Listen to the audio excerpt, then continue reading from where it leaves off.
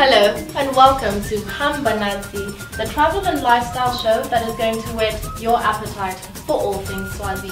Within the next half hour, we are going to take you on a journey to awe-inspiring sights and amazing talent within the majestic kingdom of Swaziland. I am Nomvuyongina, and together we are going to negotiate the curves and the contours of this tiny kingdom to discover the taste of what lies within. Live painting has been a subject of interest for many an art lover, from the way the artist interprets what he sees on the stage onto his canvas, to simply, wow, that guy is fast. 29-year-old Honest Mhlanga is Swaziland's first artist to venture into this space, and although an artist by chance, his journey has proved to be somewhat serendipitous.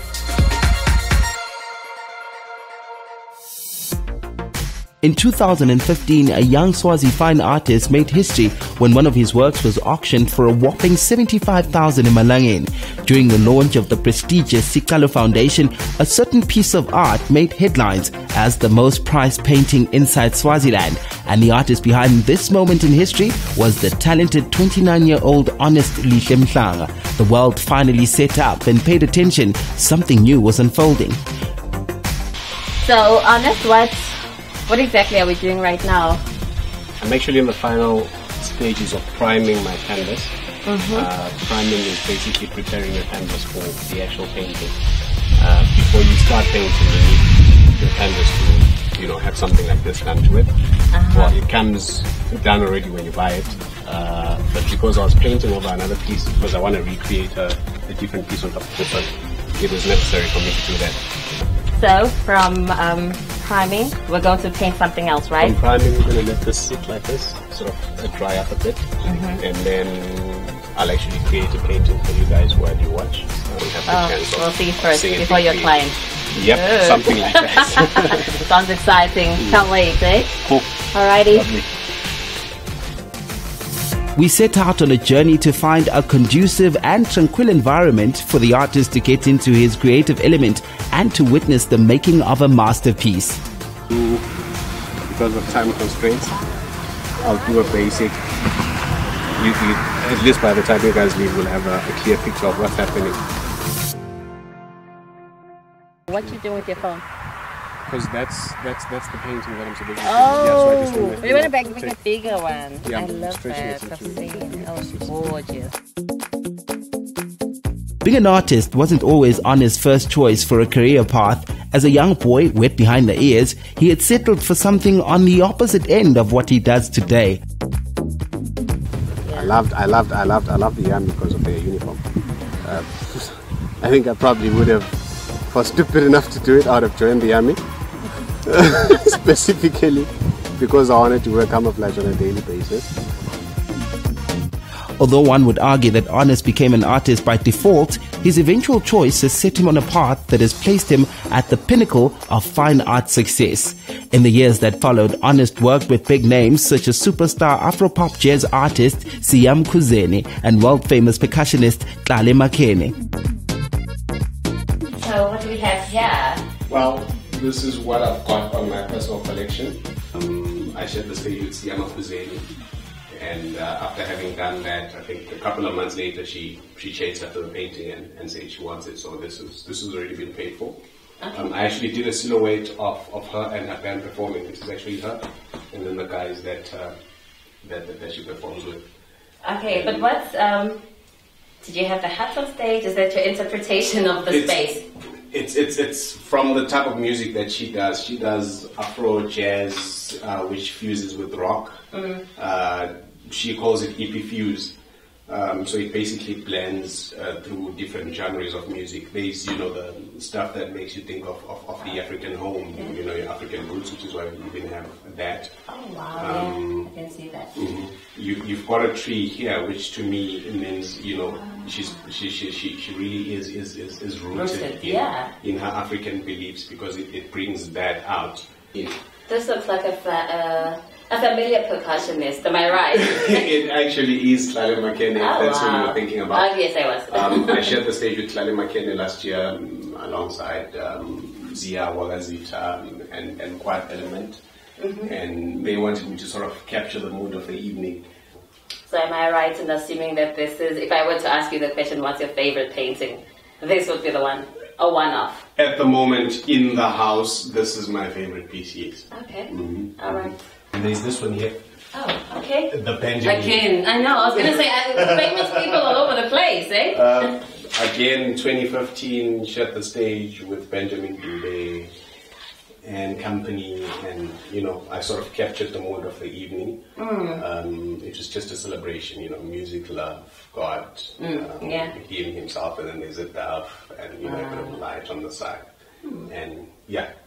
I can I can feel the space just from looking at all these colors. Nice. The energy, the vibrant colors. Born in 1987 to an enterprising baker and a homemaker mother, Ernest, one of 4 children, spent most of his formative years in close association with his 3 sisters, something which has influenced his artistic repertoire and worldview. I have a very feminine side in me. There's a lady. There's ladies. There's a mother and child. I love to speak about, the trials and the tribulations that women and children go through. Yes. The joys and the pains around that. Being a dad and having a daughter for a first child. Being the only son in a family with 3 sisters. So one way or the other, you find it possible to actually be, the type of person that has a softer side towards the ladies. And so I actually pay attention to all these issues that they go through in life, and I like to bring that through. Beyond this passion, Ernest has carved a name for himself and spends most of his days creating commissioned art pieces. Last year, I think around September, I don't remember calling anybody to ask for jobs. Instead, I was getting calls coming in, project after project while just sitting in the house. Growing from approaching people and teaching live on stage concepts to people calling you to say, we've got a few things you do. So it's actually been really, really cool and humbling. As the day progressed, with each brushstroke, his piece of Lovers in the Rain began to take shape, just like his journey, which has been somewhat serendipitous.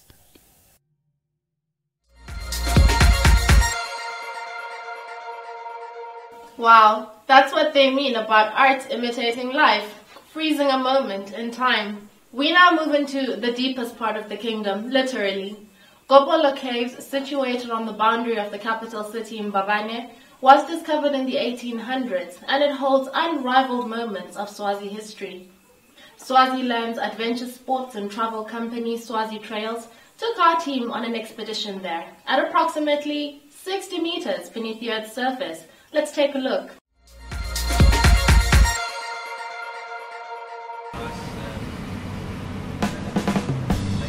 Would have arrived there when it was dark. Yeah, of course. It's quite a long drive, On the edge of the capital city of Swaziland, Mbabane, below the Earth's surface, lies one of Africa's best-kept secrets, the Gopolo Caves. At 1.1 kilometers long, Gopolo is the 8th longest granite cave system in the world, rivaled only by granite cave systems in the United States, Spain and Sweden, making it the longest in Africa. My name is Yokhela Media. We've just heard from Dumsani how we're going to prep for our hike. We've got our protective gear ready. We have Rosie. Rosie's from the UK, and that's Claire from Germany. So they came to see the caves at Gopolo. I'm a little bit afraid of small spaces, so I'm really interested in what's going to happen, and I hope that I will be fine, but I think I will be, and I'm really excited about seeing this cave. Rosie, have you been here before? I've been to Oathorn a couple of times, and that one's cool because you do the Devil's Chimney, which is like this, and the post bogs where you on your stomach. Oh yeah? So, yeah, I really enjoy the small stuff. This adventure tour begins with a meandering 40-minute walk through a thicket to the mouth of the cave, something which gets one's engine revved up for the challenge ahead.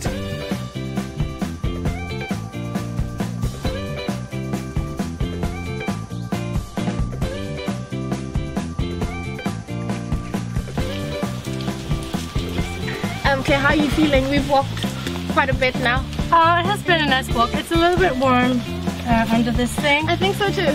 But yeah, it will be fun walking up to the cave. How are you feeling, Rosie? Yeah, we actually really enjoy hiking. It's one of the reasons we came to Swaziland. Yeah. Unfortunately, the weather didn't play ball, but this Right. is, yeah, at least we're like out and about, which is But what we're not we going came to here complain do. about the rain in Swaziland. No. Coppola Caves carries rich Swazi history, some of which is as dark as its meandering tunnels that sink over 60 meters down below the city. This history, coupled with scientific facts about this phenomenon, makes for an unforgettable caving adventure for anyone with an appetite for the unique. This is the mouth of Coppola Cave. We're going in. We're here with Darren Raw, the founder of Swazi Trails. We're just going to shine our light on him so we can see him clearly. And he's going to tell us how this cave was formed and all sorts of other fantastic stuff. It's a pristine cave. There's no hand railings here. There's no concrete steps or anything. So it's a very adventurous place to visit. So what probably happened here in very ancient geological history is that a crack formed between the two granite plutons, one being Kopolo Mountain, the other one being Msanduza Mountain. And this crack captured a small stream which has been flowing through it for many, many years, carting away just that slight weathering. And so this has been happening over large periods of time, and this water that flows through here has been gently sort of cleaning out the crack.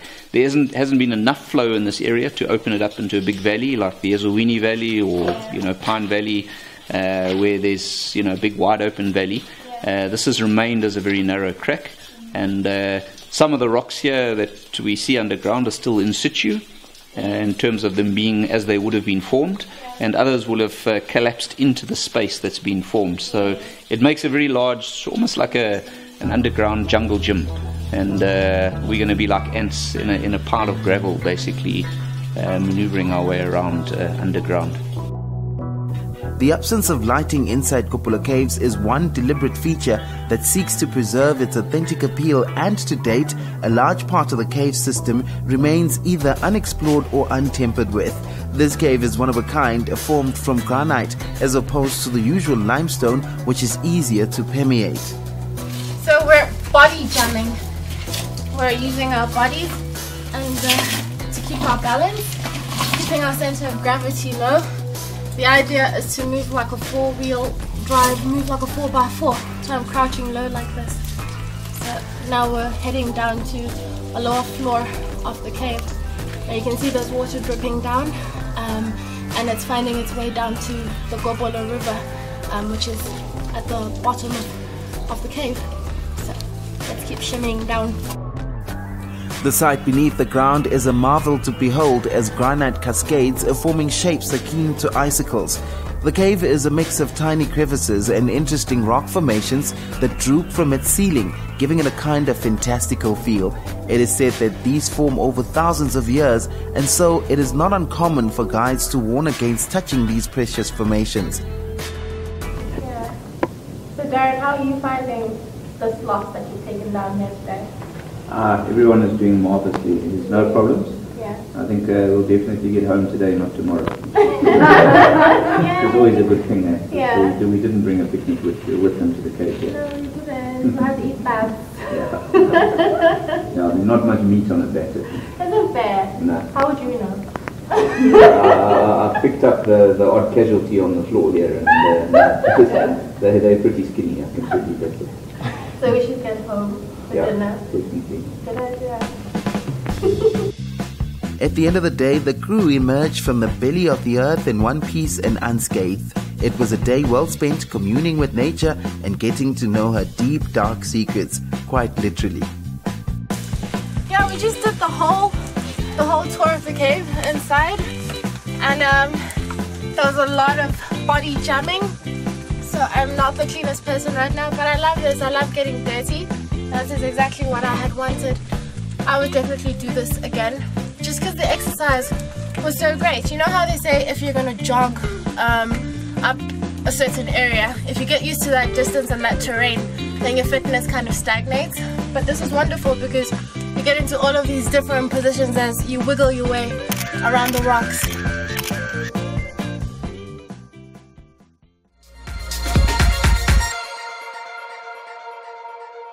When we come back, we're going to explore our funny bone and a special treat from Swaziland's leading lady poet. See you in a bit.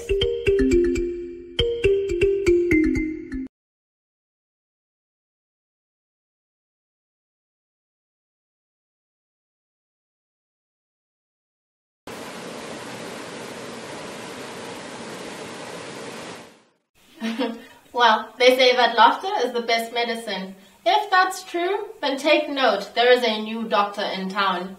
Mduduzi Dlamini, affectionately referred to as Mdura by his adoring fans, recently made history as the first local act to perform a full set of stand-up comedy. By the end of the evening, Mdura had the crowd eating out of the palm of his hand.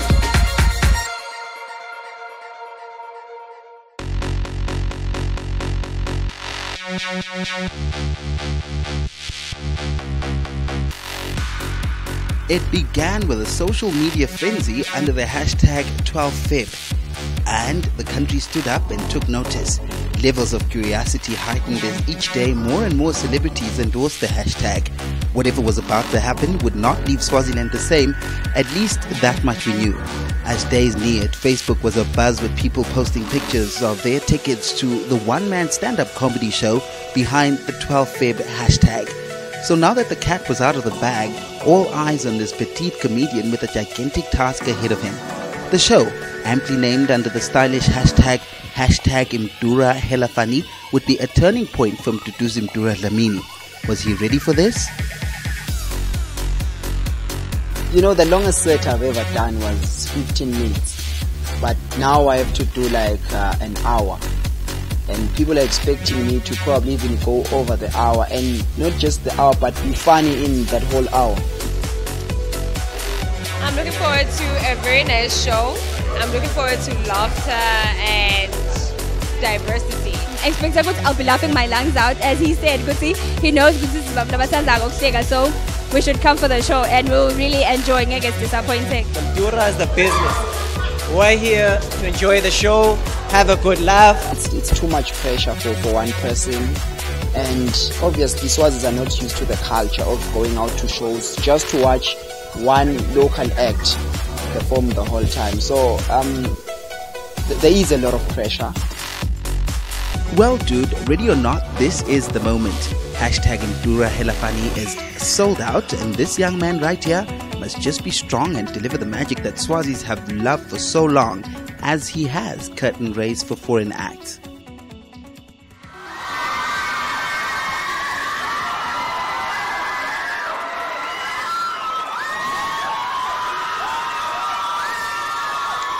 Oh my word! The last time you heard such deafening screams was when Michael Jackson came to Swaziland. Even Mdura didn't expect this. It's amazing to see Swazis rally behind their own like this. Hella funny. I don't go to bed. I fall to sponge.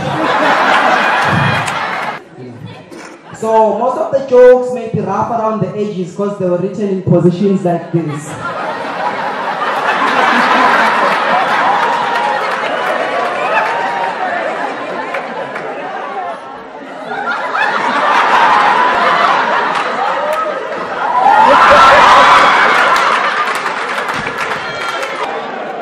Right. If you are a marketer, you have to market something. There is a market because there is a product. Oh, so that was well put. Please get the pencil. Mdura's manager was beside himself with joy and laughter. Well, when you bet for the right horse, nothing sounds better than money in the bank. Ka-ching, ka-ching. I'm happy for him, because he's my boy. He's in my company. He's one of the artists I manage. So Mdura was part of the LOL comedy show. He was on top 10. He didn't win the competition, but he never gave up. He was like, okay. After seeing his potential, and he's like, okay, boy, come and let's try and work. Concentrate on your talent. Then we try and create a brand out of you. So that's where we are now. Although everyone had high expectations, it would seem Mdura surpassed those expectations because he had everyone in stitches. We're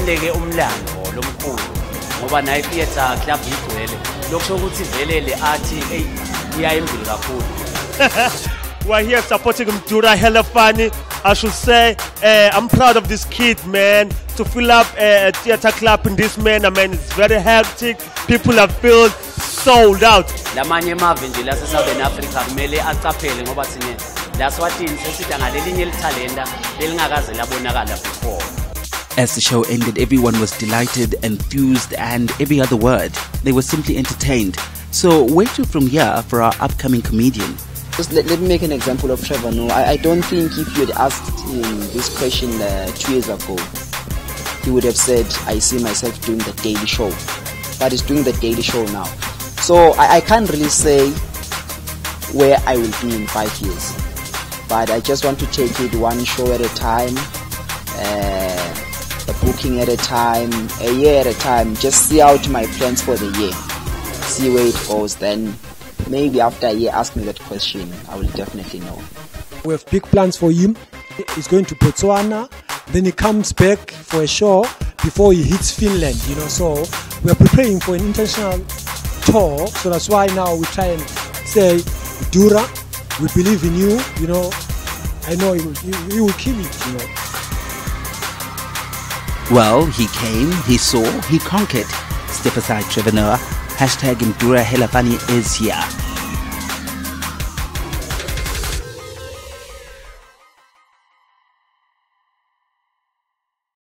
Wake up to take a nap at 12 noon. Then the games begin. The room is all messed up.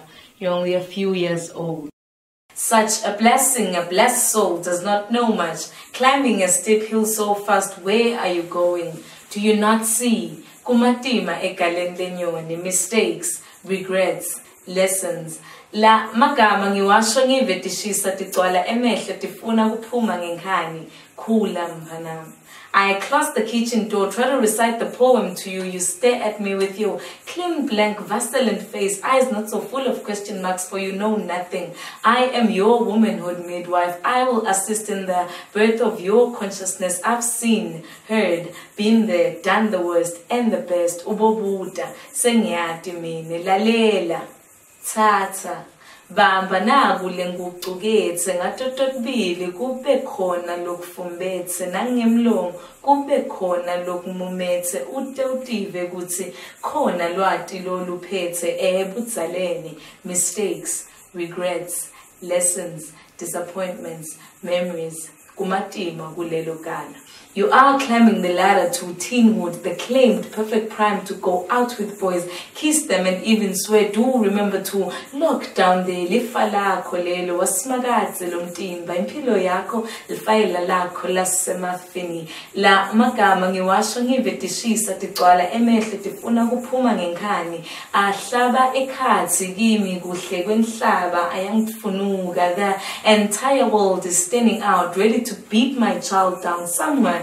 Things will go wrong. They sometimes do. Utaba kudla kwetinyembeti kude lotayingena leyo nzaba. Do not forget to remember the highest of beings. He always remembers not to forget to remember you. Matisa Jehovah when you think it's all over, because no one will notice your great deeds. It'll be harder to love you, quicker to judge you. Ebutzaleni, it'll be harder to love you, quicker to judge you. Kulam panam. You will learn. I have learned to wear many faces like dresses, to laugh with only my teeth, my heart shut down, to smile and say goodbye when in fact I mean good riddance. These I would love to unlearn, but time has taught me yet to teach you to. Utaufunza genawe. See sad tears spill forth from the inside corners of my eyes, flowing down my cheeks. For some reason I always lick them. Because each tear, regardless of its origin or its effects, contains a seed of healing. Uyeva kutse genyukela kuyahambeka ngitsite lalela utsatse lena ingcamu yakho yalendlela ndlela nhle ke mfanami khula kahle mfumbi yami. That was enchanting, absolutely. And dressed in white, you look like the angel from my youth. Oh yeah. You really Thank you. Thank you. There's a line that stood out for me. You talked about you always lick your tears for some reason. Yeah, for some reason. For some weird reason. You never know. Your life poses those situations right on you. You cry and sometimes they end up, you're like... Yeah, I remember that from my childhood. I think it's such an honest bit in the poem. Yeah. Yeah. Thank you. So Mokats, what was your aha moment? What was that moment when it dawned on you that this is it, this is what you're meant to do? It's funny because that's right when my mother died. Yeah, there was I pour out words, I heal with words, I use words to describe however I feel. The pen and the paper understand me perfectly. Mokats, you're a woman in poetry. What's it like being in this space as a woman? It's challenging because the men are so good with the wordplay. So it's so challenging. You have to keep up with that. But then I'd say it's beautiful. It really is. I love it. I love knowing good audience it's going to be impacted by my words. They're going to think about what that short poet, and she was a woman, said. I hear you. And I do hear that you found your voice, you found your groove. There's this lovely rhythm to the way that you recite. It was naturally, I don't want to lie to you. I just write it and then when I read it out, the rhythm just comes from the words of the poem. Yeah. When we were in the makeup room earlier, you mentioned to me that this is what you were born to do. That's what I was born to do. I feel, actually, how I define it is, I am poetry. Yeah. I am poetry. That is profound. That is profound. What is your repertoire? I mean, I can hear that you've experienced the passing of your mother, but what else inspires your repertoire? Love, pain, what else? Christianity, or let me say spirituality. Yeah, spirituality. What else inspires my poetry? Myself. I inspire my own poetry. Yeah, you did say, I am poetry. Of course, so it comes from deep inside. Because I didn't do literature and stuff in high school, so this is a natural talent. It's a God-given talent, yeah. That's inspiring. That brings us to the end. Siyabonga ku HAmba Natsi. Until the next time, let's keep it moving.